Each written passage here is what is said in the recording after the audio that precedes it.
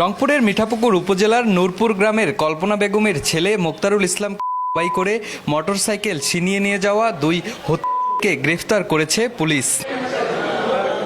Rangpur police super কার্যালয়ে এক সংবাদ সম্মেলনে পুলিশ সুপার শরীফুদ্দিন জানান, ভিকটিম বাড়ি থেকে বের হলে রাতে না আসায় পরিবারের লোকজন খুঁজতে বের হয়। পরে বলদিপুকুর বিদ্যুৎ অফিসের সামনে জবাই করা অবস্থায় ভিকটিমকে দেখতে পায়।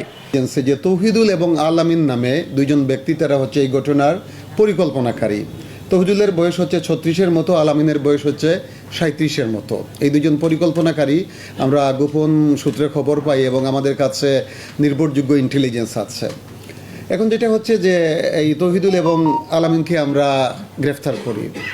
এই তৌহিদুল এবং আলামিন হচ্ছে এইটার পুরোটাই পরিকল্পনাকারী। তারা যে নিহত ব্যক্তি মুক্তারুলের সাথে তাদের কিছু আর্থিক লেনদেন জড়িত, তাদের সমস্যা ছিল। মুক্তারুল না কিছু টাকা উনি লগ্নি করত ব্যবসার জন্য, যেটাকে সুদের কারবার আমরা বলতে পারি, এবং এই টাকাগুলোর উত্তোলন বা এটা দেনা পাওনা আদায় নিয়ে তাদের মধ্যে একটা সংকটের সম্পর্ক ছিল।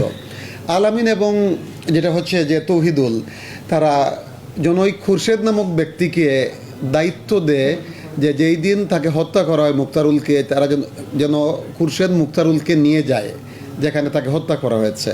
তো খুরশেদ কৌশল করে এই মুক্তারুলকে ঘুমের ঔষধ খাওয়ায়। স্পিড নামের যে সফট ড্রিঙ্ক যেটা আছেন, স্পিডের মধ্যে সে ঘুমের ওষুধ মিক্স করে এবং মুক্তারুলকে খাওয়ায়। এই অবস্থায় সে মুক্তারুলকে পিওতে নিয়ে যেতে সক্ষম হয়। ওখানে যাওয়ার পরে খুরশেদ যে ভদ্রলোক হত্যাকাণ্ডের শিকার হয়েছেন, তার দুই পা ধরে, এবং যেটা হচ্ছে যে আননোন আরও চার ব্যক্তি প্রথমে স্টেবিং করে মুক্তারুলকে, ছুরিকাঘাত করার পরে যখন তারা দেখলো যে সে মারা যাচ্ছে না, তারপর তাকে জবাই করে হত্যা করে। এ নিয়ে গত 11 তারিখে ভিকটিমের মা বাদী হয়ে রংপুর মিঠাপুকুর থানায় একটি মামলা দায়ের করেন। পুলিশ সিসিটিভির ফুটেজ সংগ্রহ করে হত্যাকারীর দুই মূল হোতা তৌহিদুল ও আলামিনকে গ্রেফতার সহ মোটরসাইকেল উদ্ধার করে। প্রাথমিক জিজ্ঞাসাবাদে হত্যাকারী জানান, সুদের টাকা লেনদেনের বিরোধিতার কারণে হত্যা করা হয়। পরে আসামিদের রিমান্ডের জন্য আদালতে পাঠানো হয়।